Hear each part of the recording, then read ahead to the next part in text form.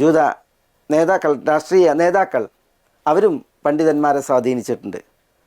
പലതും ഈ പണ്ഡിതന്മാർ തമസ്കരിക്കുന്നതിനും പൂഴ്ത്തുന്നതിനും വേണ്ടി. കാരണം അവരുടെ ഇസ്രായേലി വംശീയ ചിന്ത അതായിരുന്നു അവരെ ഭരിച്ചിരുന്നതും നയിച്ചിരുന്നതും. ഇസ്മായിലിയർക്ക് അവർ താഴ്ന്നു കൊടുക്കുന്ന ഒരു അവസ്ഥ വരുമോ എന്നുള്ള ജാടയാൽ പുരോഹിതർ ഇത് പറയാതിരിക്കാൻ രാഷ്ട്രീയ നേതൃത്വവും അവരെ സ്വാധീനിച്ചിരുന്നു എന്നുള്ളതൊക്കെ നമ്മൾ ചരിത്രത്തിൽ വായിക്കുന്നു. അതുകൊണ്ടാണ് അല്ലാഹു സുബ്ഹാനഹു വ തആല ഇவ்விധം ഈ ശൈലിയിൽ ഇത്തരക്കാരോട് പ്രതികരിച്ചത്. ഉലൈക മാ യഅകുലൂന ഫീ ബുതൂനിഹിം ഇല്ലന്നാർ വലാ യുകല്ലിമുഹുമുല്ലാഹു യൗമൽ ഖിയാമ വലാ യുസക്കീഹിം വലഹും അദാബുൻ അലീം എന്ന് തീർന്നില്ല. നമ്മളിവിടെ മുമ്പ് പറഞ്ഞു പോയതാണ് ഹുയൈ ഇബ്നു അൽ അഖ്തബ് അൻ നദീരിയെക്കുറിച്ചും സഹോദരൻ അബുൽ യസർ അൻ നദീരിയെക്കുറിച്ചും. ഈ ഹുയൈയും അബുൽ യസറും നബി സല്ലല്ലാഹു അലൈഹി വസല്ലം തങ്ങളുടെ പത്നിയായ സഫിയ ബിന്ത് ഹുയൈൻ്റെ പിതാവും പിതൃ സഹോദരനുമാണ്. നമ്മൾ മുമ്പ് പറഞ്ഞിട്ടുണ്ട് അവരുടെ ചരിത്രം. ഇവിടെ മറ്റൊരു ചരിത്രം ഇമാം ഇബ്നു കസീർ അദ്ദേഹത്തിൻ്റെ അൽ ബിദായ വൻ നിഹായയിൽ ഉദ്ധരിച്ചതാണ് ഉണർത്തുന്നത് ഈ വിഷയവുമായി ബന്ധപ്പെട്ട്. അന്ന് നമ്മൾ പറഞ്ഞിരുന്നു നബി സല്ലല്ലാഹു അലൈഹി വസല്ലം തങ്ങൾ മക്കയിൽ നിന്ന് മദീനയിലേക്ക് പാലായനം ചെയ്ത ആ നാളുകളിൽ ഇവർ ഇരുവരും ഹുയൈയും അബുൽ യസറും നബി സല്ലല്ലാഹു അലൈഹി വസല്ലം തങ്ങളെ സന്ധിച്ചു, സംസാരിച്ചു, സംവദിച്ചു.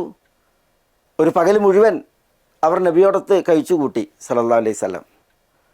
പിന്നെ മടങ്ങി വന്നതിന് ശേഷം അബുൽ യസർ സഫിയ റളിയല്ലാഹു തആലയുടെ ഉപ്പ ഹുയൈ ഇബ്നു അഖ്തബ് ജൂത നേതാവാണ്, ചോദിക്കുന്നുണ്ട് അഹു അഹു എന്ന്, സത്യപ്രവാചകനല്ലേ എന്ന്. അപ്പോൾ അതേ എന്ന് പറഞ്ഞ് നിലപാട് ചോദിച്ചപ്പോൾ അദാവത്തുഹു വല്ലാഹി മാ ബഖീത്ത് എന്നാണ്, എൻ്റെ ജീവനുള്ളിടത്തോളം കാലം ശത്രുതയായിരിക്കും മുഹമ്മദിനോട് എന്നാണ് സല്ലല്ലാഹു അലൈഹി വസല്ലം. ഇബ്നു കസീർ ഇവിടെയാണ് അബുൽ യസറിൻ്റെ ഒരു പ്രതികരണം കൊടുക്കുന്നത്. സഹോദരനോട് അബുൽ യസർ പറയുകയാണ്, യബ്ന അത്തിഉനി ഫി ഹാദൽ അംർ വഅസിനി ഫി മാ ശിഅത ബഅദഹു ലാ തഹ്ലക്.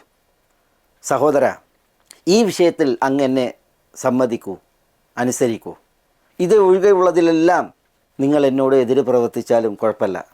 പക്ഷേ ഈ വിഷയത്തിൽ നിങ്ങൾ എന്നെ കൂട്ടാക്കൂ. നിങ്ങളൊരിക്കലും നാശകർത്തത്തിൽ പതിക്കില്ല. ഇത് നിങ്ങൾ സമ്മതിച്ചാൽ. ഏത് സമ്മതിച്ചാൽ? നബി സല്ലല്ലാഹു അലൈഹി വസല്ലം തങ്ങളെ സത്യപ്പെടുത്തുന്ന സമ്മതിക്കുന്ന വിഷയത്തിൽ സമ്മതിച്ചാൽ. അബുൽ യസർ ഹുയൈ ഇബ്നു അഖ്തബിനോട് പറയാണ് മുഹമ്മദ് നബി സല്ലല്ലാഹു അലൈഹി വസല്ലം തങ്ങളെ സമ്മതിക്കാൻ. അതിൽ നിങ്ങൾ എനിക്ക് വഴിപ്പെടൂ. മറ്റെന്ത് വിഷയത്തിലും എതിരായാലും ശരി. എന്താ ഹുയൈ പറഞ്ഞത്? ലാ വല്ലാഹ് ലാ ഉതീഉക അബദ എന്നാണ്.